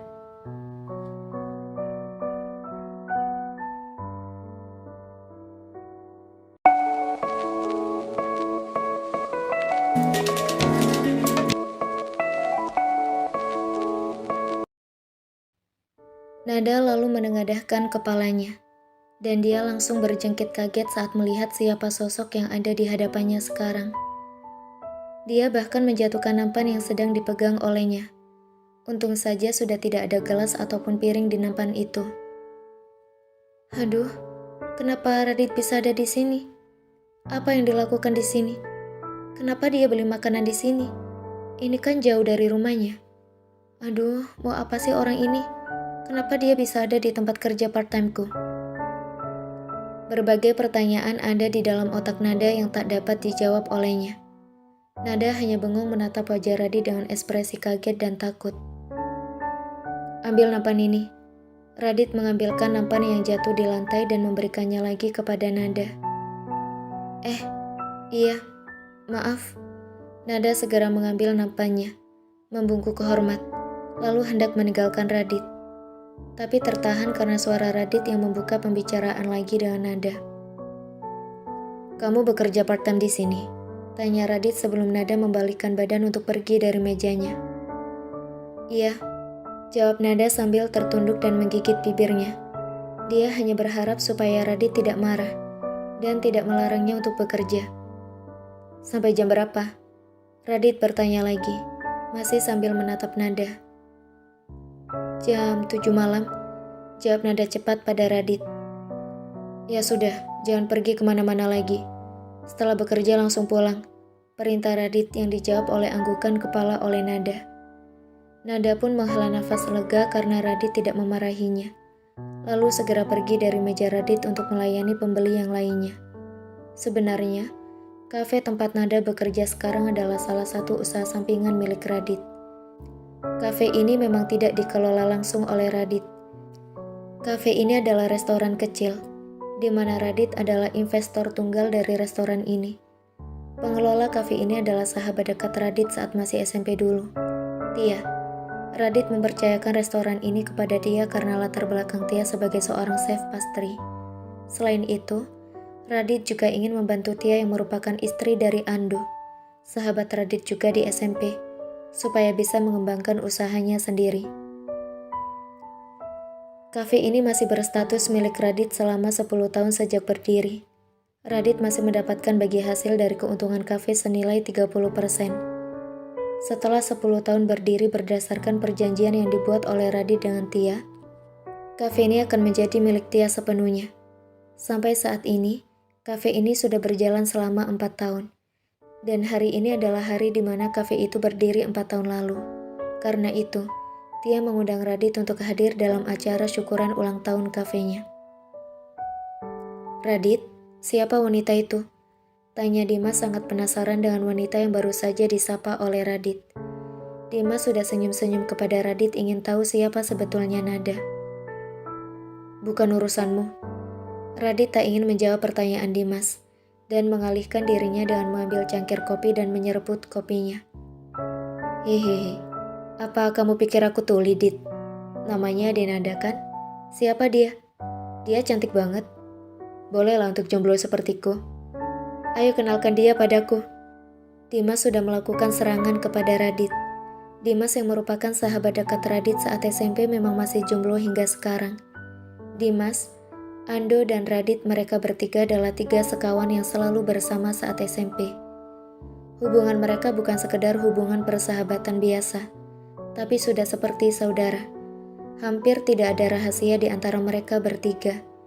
Walaupun mereka bertiga tidak lagi saling berkomunikasi secara intens seperti dulu saat di SMP, tapi hubungan antara Radit, Dimas, dan Ando masih cukup baik. Mereka bertiga masih sangat akrab. Dan di antara mereka bertiga, hanya tinggal Dimas saja yang belum ada minat untuk menikah. Bukan karena tidak ada yang mau dengan Dimas, tapi sikap Dimas yang playboy, tak ingin terikat dengan wanita membuat Dimas sampai sekarang masih jomblo sendirian. Dimas yang masih jomblo bukan berarti Dimas tidak memiliki wanita di sisinya. Mudah saja bagi Dimas yang merupakan salah satu pemilik perusahaan besar di Jakarta untuk mendapatkan wanita. Setiap malam ada saja wanita yang selalu menemani Dimas, dan mereka bukanlah wanita yang dipilih sembarangan. Dimas selalu mencari perawan untuk menemaninya setiap malam. Dimas hanya mau melakukan apabila wanita yang menemaninya hanyalah perawan. Walaupun untuk itu, Dimas harus membayar biaya cukup mahal, dan ini bukanlah rahasia yang ditutupinya dari Radit. Jangan kamu ganggu dia.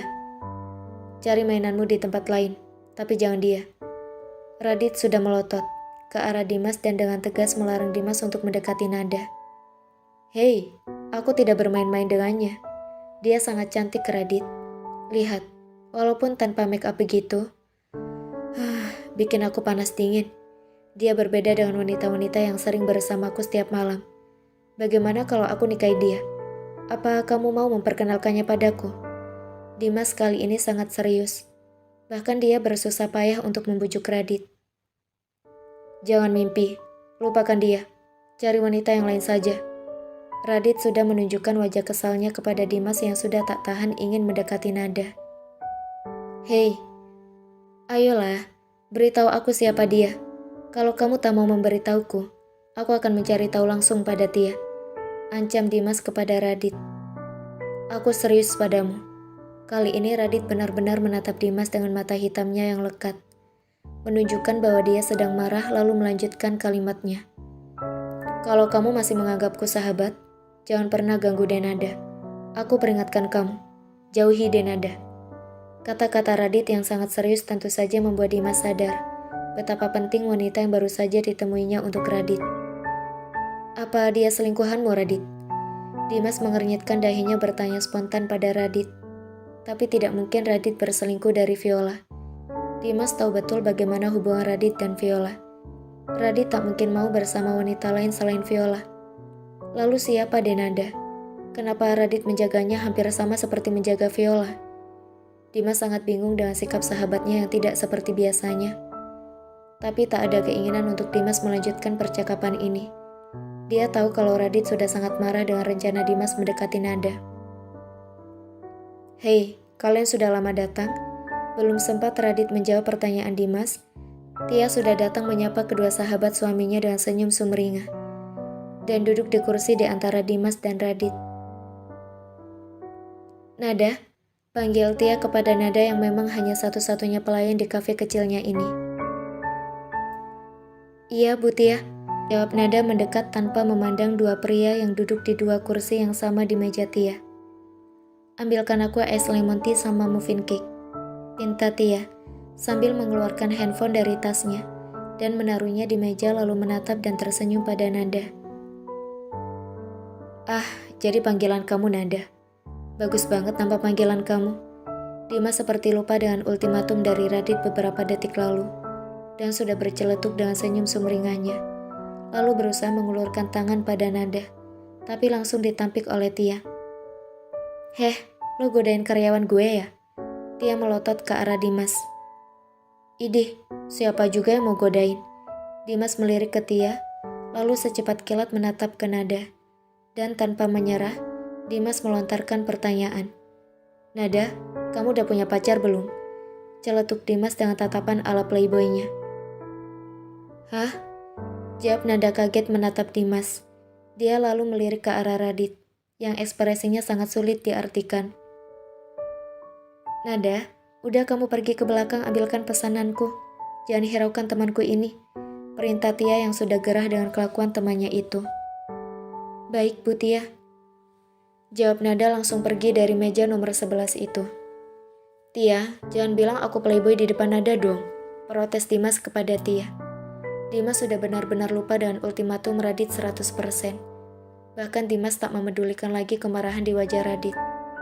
Dimas saat ini sudah seperti pemburu yang sudah menemukan buruannya dan tak ingin melepaskan buruannya lagi. Lagi ngobrolin apa sih? Kok serius amat? Ando yang baru saja datang langsung duduk berhadapan dengan Tia di meja itu.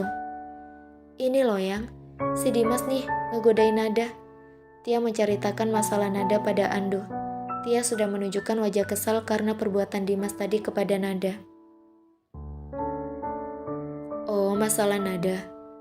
Jangan digangguin mas. Ando melirik Dimas lalu melanjutkan kalimatnya. Dia itu pacar keponakanku, Dewa. Apa? Dimas dan Radit mengeluarkan kalimat tanya bersamaan dengan suara cukup kencang.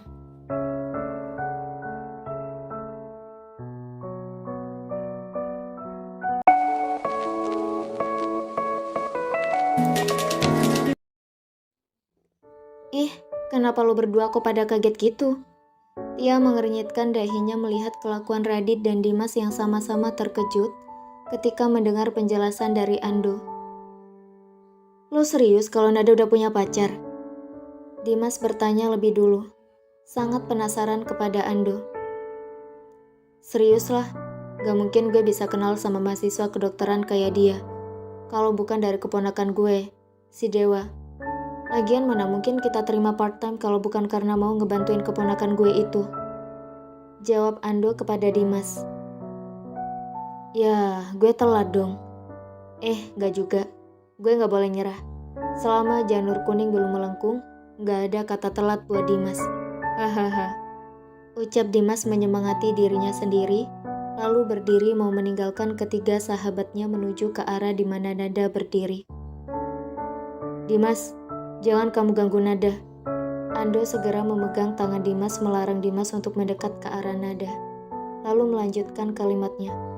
Keponakanku sangat serius dengannya. Aku mohon, carilah wanita lain selain dia. Dewa bisa membunuhku kalau terjadi sesuatu pada Nada. Kali ini kata-kata Ando berhasil membuat Dimas duduk kembali ke tempatnya dan menahan diri untuk tidak pergi ke tempat Nada. Sementara Radit, entah apa yang sedang dipikirkan oleh pria itu. Yang jelas, wajahnya kini sudah seperti benang kusut tak beraturan. Untungnya tidak ada seorang pun yang sadar dengan perubahan raut wajahnya itu. Sesaat kemudian, Nada datang lagi ke meja mereka mengantarkan minuman untuk Tia dan Ando. Dimas yang duduk di sana pun tak lagi melancarkan aksinya. Mengingat larangan Ando tadi, dia hanya mencuri-curi pandang saja. Di sisi lain, Radit tak hentinya menatap Nada dengan tatapan tajam. Nada pun menyadari jika diperhatikan oleh Radit. Tapi dia tidak tahu apa yang membuat pria itu tampak marah padanya. Apa dia melakukan kesalahan lagi? Nada, hari ini kamu lembur ya? Ucap Tia membuyarkan lamunan Nada. Hah, lembur bu? Nada yang sangat kaget berbicara dengan suara sedikit tinggi. Iya lembur, soalnya hari ini kan 4 tahunnya kafe ini. Kita mau ada sedikit celebration.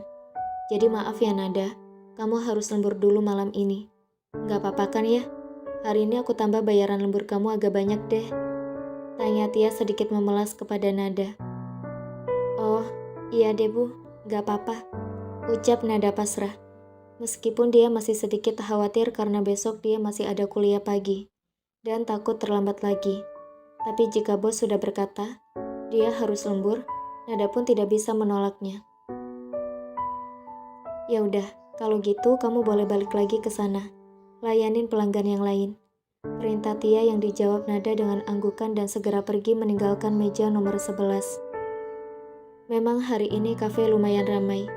Pesanan online untuk makanan dan juga pesanan offline baik takeaway ataupun dine-in juga 3 kali lipat dari hari biasa. Nada cukup lelah untuk bolak-balik mengambil makanan, mengantar makanan, menulis pesanan dan melakukan banyak lagi hal lainnya. 3 kali lipat dari biasa dengan jam kerja yang cukup panjang. Nada tak lupa mengirim pesan singkat pada Dewa jika dia harus lembur. Nada hanya memastikan supaya Dewa tidak perlu repot-repot untuk menjemputnya. Radit sebenarnya cukup kesal melihat Nada terlalu sibuk bekerja. Dan Dimas juga tak henti-hentinya memperhatikan Nada. Waktu terus berlalu, hingga akhirnya jam buka kafe pun sebentar lagi akan habis. Dan sudah tidak menerima pelanggan lagi. Nada pun tampak merapikan meja dan kursi di kafe itu, hingga menunggu jam kerja selesai. Lalu pintu kafe dibuka, dan seorang anak muda bertubuh tegap, lengkap dengan jaket motornya masuk ke kafe. Dewa, kamu ngapain kesini jam segini? Apa kamu gak kuliah? Ando mengomentari Dewa yang datang ke kafenya malam-malam begini. Bukannya menjawab pertanyaan Ando, Dewa malah menghampiri Ando lalu marah-marah kepadanya. Kamu yang bener aja dong bang, udah tahu Nada sekelas sama aku. Besok juga dia harus kuliah pagi. Kita ada praktikum pagi, jam 7:30 pagi. Tapi jam segini masih disuruh lembur. Tugas dia itu numpuk untuk besok. Belum sempat Ando membalas ucapan Dimas, tiba-tiba saja Radit berdiri sambil menghentak meja dengan kuat. Perilaku aneh Radit ini sontak saja menarik perhatian semua orang yang ada di sana, termasuk Nada. Kerutan di dahinya tampak begitu jelas saat melihat sikap aneh Radit. Dewa yang sedari tadi tidak sadar dengan kehadiran Radit pun langsung memicingkan matanya, menatap tak suka pada Radit. Dit, lo kenapa? Tanya Ando. Radit pun langsung sadar. Dia menghela nafas berat lalu kembali duduk tanpa mengucapkan sepatah kata pun. Melihat Radit yang diam begitu, Nada pun menyadari jika Radit sedang marah. Tapi karena apa pria itu marah? Mengabaikan Radit, Dewa lalu menghampiri Nada. Nat, udah malam. Besok kita ada kelas pagi kan? Ayo aku antar kamu pulang. Ucap Dewa sambil memegang tangan Nada. Tapi kerjaanku belum. Sebelum Nada sempat bicara lagi, Dewa sudah menarik tangannya sehingga Nada pun tidak bisa berbuat apapun selain mengikuti langkah Dewa keluar dari kafe. Di tempatnya, Radit hanya bisa menonton saja. Radit memang secara status adalah suami dari Nada, tapi hubungan mereka tidak sesederhana hubungan suami istri biasa. Tak ada hak bagi Radit untuk melarang Nada bersama orang lain. Jadi, Radit hanya bisa melihat Dewa menggandeng tangan Nada yang berjalan menunduk keluar dari kafe. 5 menit setelah kedatangan Dewa dan membawa Nada dengan motornya pergi meninggalkan kafe, mata Radit masih tetap mengamati kepergian Nada dengan Dewa. Lo berdua apa mau nginep di kafe ini? Kali ini Tia yang sudah siap untuk mengunci kafe bertanya kepada 2 sahabat suaminya yang masih belum juga beranjak dari tempat duduknya di kursi meja nomor 11. Ini juga udah mau pulang kali. Dimas berdiri dengan kesal, keluar dari kafe dengan langkah cepat dan langsung naik ke mobilnya, meninggalkan kafe. Sedangkan Radit tidak berkata apa-apa, hanya berdiri dan berjalan melangkah keluar kafe beriringan dengan Tia yang mulai menjelaskan mengenai pendapatan kafe kepada Radit. Berikan uang itu kepada Nada, jawab Radit ketika Tia mengatakan bahwa akan segera mentransfer sebagian pendapatan kafe ke rekening Radit. Hah? Apa maksudmu, Dit? Tia sangat bingung dengan apa yang baru saja dikatakan oleh Radit tadi. Anggap saja kita memberikan sumbangan beasiswa kepada mahasiswa yang memang membutuhkan. Kamu tidak perlu bilang kalau uang itu adalah uang pemberian dariku. Kamu cukup bilang kalau itu adalah uang tunjangan dari kafe kepada mahasiswa berprestasi sepertinya. Tadi Andu cerita di meja, kalau Nada dalam mahasiswa cukup pandai. Hanya saja kondisi ekonominya kurang baik. Ibunya juga sakit, dan dia membiayai sekolah adiknya yang masih SMA, sehingga dia harus bekerja part-time seperti tadi. Radit memberikan alasan yang logis kenapa dirinya menyumbangkan penghasilan yang didapatnya untuk Nada. Tentu saja Radit tidak mengatakan bahwa Nada adalah istrinya, karena itu adalah rahasia pribadinya yang hanya diketahui oleh keluarganya. Wah, kamu dermawan sekali, Dit. Baiklah, aku akan memberikannya kepada Nada. Tia tidak bertanya apa-apa lagi kepada Radit setelah Radit menjelaskan alasannya. Radit lalu masuk ke mobilnya dan bersiap menuju jalan pulang ke rumah. Sementara itu di rumah, Viola yang baru saja pulang langsung marah saat mendapati Nada belum pulang ke rumah dan tidak mengerjakan pekerjaan yang dimintanya untuk dikerjakan oleh Nada tadi pagi. Mana penghuni kamar ini? Viola sudah menunjukkan wajah sangat marah dan menghadap ke arah Ningsi yang berada di belakangnya membawakan kertas-kertas desain juga tas milik Viola. Nada belum pulang, Nyonya, jawab Ningsi sedikit ketakutan. Apa? Wajah Viola sudah menunjukkan murka mendengar apa yang dikatakan oleh Ningsi. Hah? Jadi dia mau menghindar dari pekerjaan yang aku berikan dengan pulang larut malam seperti ini? Kamu cukup pintar, Nada. Tapi kamu tentu saja tak sepintar aku. Lihat saja, aku akan menghabisimu setelah kamu sampai di rumah. Batin Viola yang sudah sangat kesal karena rencana yang sudah dibuatnya gagal total dan tidak dapat membuat Nada susah hari ini. Viola sengaja duduk di ruang tamu untuk menunggu kedatangan Nada. Hatinya sudah sangat geram ingin mendapatkan pelampiasan untuk kemarahannya. Setengah jam Viola menunggu, Nada belum juga tampak kembali ke rumah. Justru Radit yang lebih dulu sampai ke rumah daripada Nada. Viola, sedang apa kamu duduk di ruang tamu seperti ini? Radit mengernyitkan dahi melihat istrinya yang duduk dan memainkan handphone di ruang tamu, yang bukan merupakan kebiasaan Viola. Apalagi saat ini sudah lewat dari pukul 12 malam. Kamu tahu, wanita itu, dia belum pulang sampai jam segini. Seru Viola kesal, sengaja menyulut emosi Radit. Wanita itu, siapa? Siapa lagi kalau bukan Nada? Viola pun tersenyum senang di hatinya. Radit pasti akan marah kalau mengetahui Nada belum pulang. Dan benar saja, raut wajah Radit pun mulai berubah. Dia pikir Nada sedang bersenang-senang dengan pacarnya, si dewa itu. Karena itu dia belum pulang. Seketika tangannya tampak terkepal dengan erat, serta tatapan matanya sudah berubah menjadi gelap dan dalam.